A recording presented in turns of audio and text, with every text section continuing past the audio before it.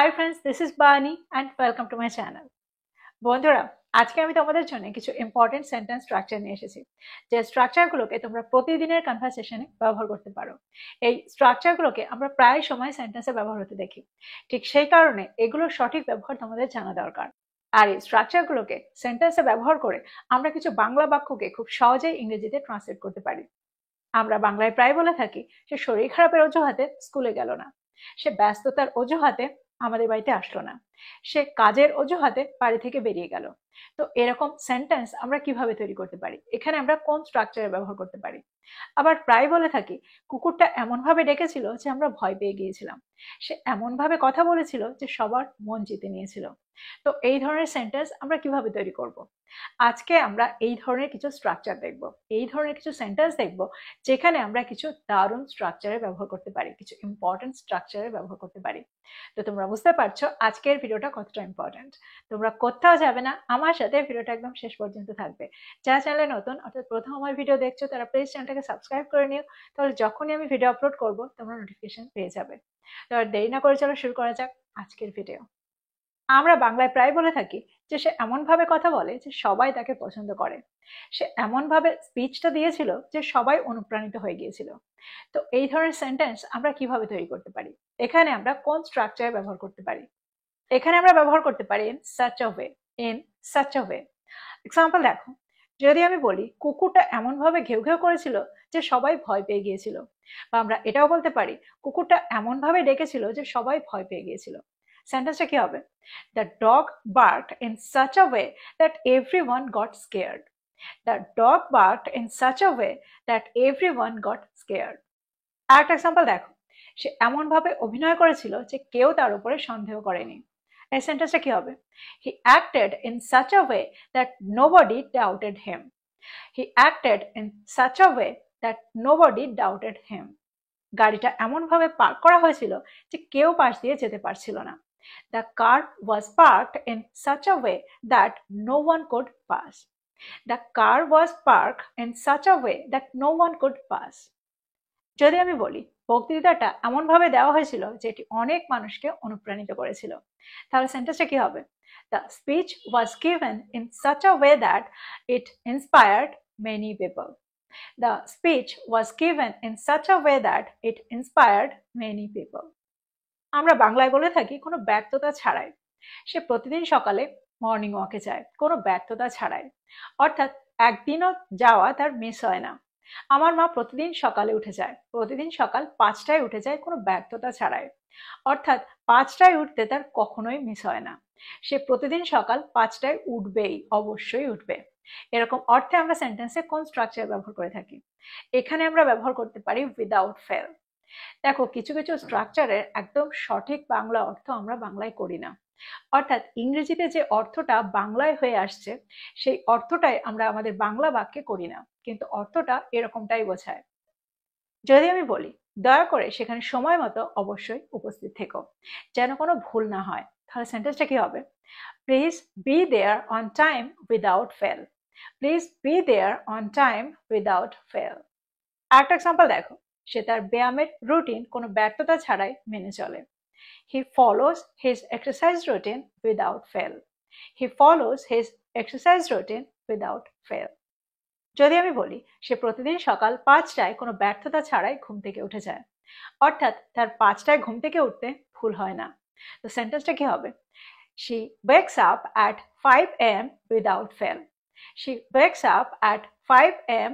without fail. তো এক্সাম্পলগুলোর মধ্যে দিয়ে আমার মনে হয় তোমরা বুঝতে পারলে সেন্টেন্সে আমরা স্ট্রাকচারটাকে কি করে ব্যবহার করছি। এবার আমরা দেখবো পরেরটা।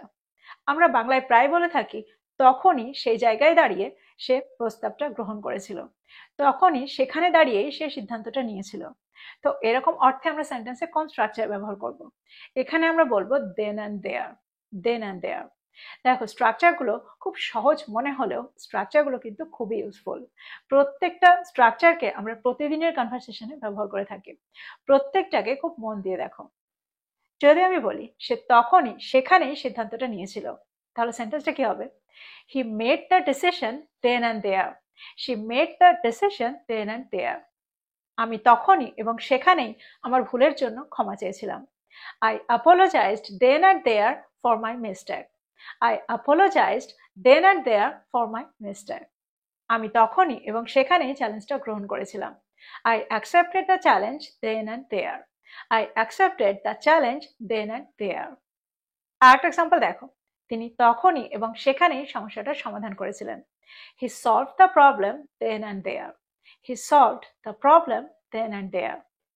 তো এক্সাম্পলগুলোর মধ্যে দিয়ে আমার মনে হয় তোমরা বুঝতে পারলে সেন্টেন্সে আমরা দেন অ্যান্ড দেয়ারকে কত সহজেই ব্যবহার করতে পারি। তখনই এবং সেখানেই এরকম অর্থে আমরা সেন্টেন্সে দেন অ্যান্ড দেয়ারকে ব্যবহার করে থাকি। দেখো আমরা প্রায়ই স্ট্রাকচারটা ব্যবহার করে থাকি এই অর্থে যে তখনই, তৎক্ষণাৎ, এরকম অর্থেও আমরা সেন্টেন্সে দেন অ্যান্ড দেয়ারের ব্যবহার করে থাকি। এবার আমরা দেখব পরের স্ট্রাকচারটা। পরের স্ট্রাকচারটা হলো for sure. For sure that means নিশ্চিতভাবে, অবশ্যই, নিশ্চয়ই।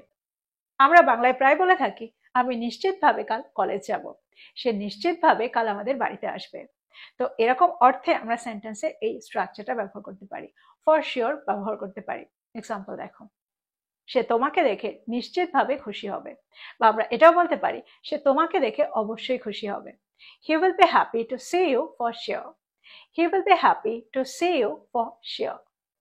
আরেকটা এক্সাম্পল দেখো, যদি সে কঠোর পরিশ্রম করে তবে সে নিশ্চিতভাবে সফল হবে। She will succeed for sure if she works hard. She will succeed for sure if she works hard. আমি নিশ্চিতভাবে তো বলতে পারছি না, তবে আমি মনে করি যে সে ঠিক। I can't say for sure, but I think he's right. I can't say for sure, but I think he's right. আমরা বাংলায় প্রায় বলে থাকি সে শরীর খারাপের অজুহাতে স্কুলে গেল না, সে শরীর খারাপের অজুহাতে অফিসে গেল না, সে সবজি নেওয়ার অজুহাতে বাইরে বেরিয়ে গেল, সে কাজের অজুহাতে বাইরে বেরিয়ে গেল। তো এরকম অর্থে আমরা কোন স্ট্রাকচার ব্যবহার সেন্টেন্সে করতে পারি? এই অজুহাতে, এরকম বোঝাতে আমরা সেন্টেন্সে অন দিস প্রিটেক্সটের ব্যবহার সেন্টেন্সে করে থাকি। এক্সাম্পল দেখো, তিনি অসুস্থ হওয়ার অজুহাতে মিটিংটা এড়িয়ে গিয়েছিলেন। She avoided the meeting on this pretext of being sick. She avoided the meeting on this pretext of being sick. সে সবজি কেনার অজুহাতে বাইরে গিয়েছিল। He went out on this pretext of buying vegetables. He went out on this pretext of buying vegetables. সে খুব ব্যস্ত থাকার অজুহাতে সাহায্য করতে অস্বীকার করেছিল। She refused to help on this pretext of being too busy. She refused to help on this pretext of being too busy. যদি আমি বলি সে চিকিৎসার খরচের অজুহাতে টাকা ধার নিয়েছিল, তাহলে সেন্টেন্সটা কি হবে? He borrowed money on this pretext of medical expenses. He borrowed money on this pretext of medical expenses. তো এবার আমার মনে হয় তোমরা খুব সহজেই এই ধরনের সেন্টেন্স তৈরি করতে পারবে। যখন আমাদের বাংলায় বোঝাতে হবে সে এই অজুহাতে এটা করেছিল, ওই অজুহাতে সে আমাদের বাড়িতে আসলো না, সে শরীর খারাপের অজুহাতে এই কাজটা করেছিল, একটা বিরতি নিয়েছিল, তখন আমরা সেন্টেন্সে অন দিস প্রিটেক্সটের ব্যবহার করতে পারি। এবার আমরা দেখব পরেরটা। বাংলায় আমরা প্রায় বলে থাকি পুলিশ ঘটনাস্থলে চোরটাকে ধরেছিল। ঘটনাস্থলে, দুর্ঘটনার ঘটনাস্থলে দুজন মানুষ মারা গিয়েছিল। তো এরকম অর্থে আমরা সেন্টেন্সে কোন স্ট্রাকচার ব্যবহার করতে পারি?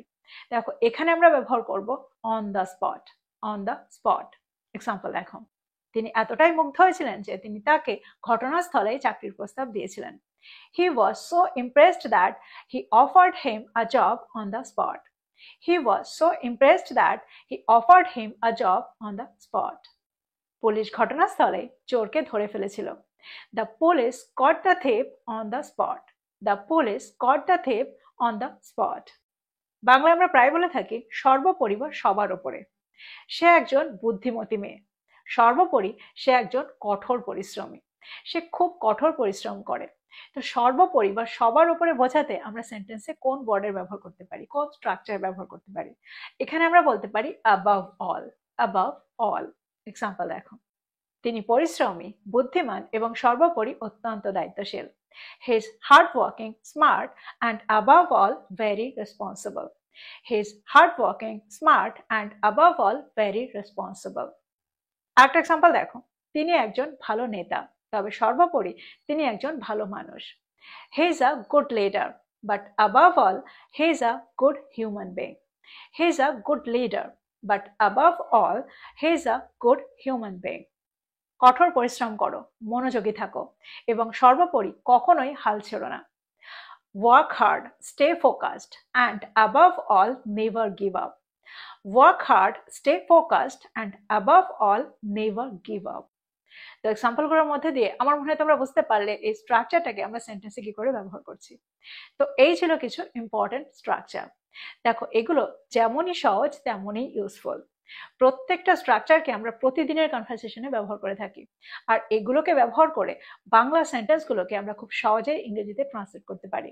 আর ঠিক সেই কারণে এগুলোর সঠিক ব্যবহার তোমাদের জানা দরকার।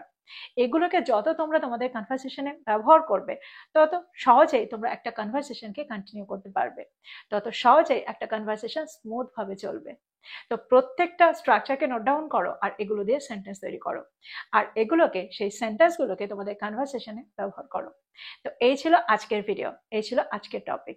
ভিডিওটা ভালো লাগলে লাইক করতে ভুলে যেও না, বন্ধুদেরকে শেয়ার করো যারা ইংরেজি শিখছে। So this is all about today. I will be back with another video. Till then, take care. Thank you for watching this video. Bye bye.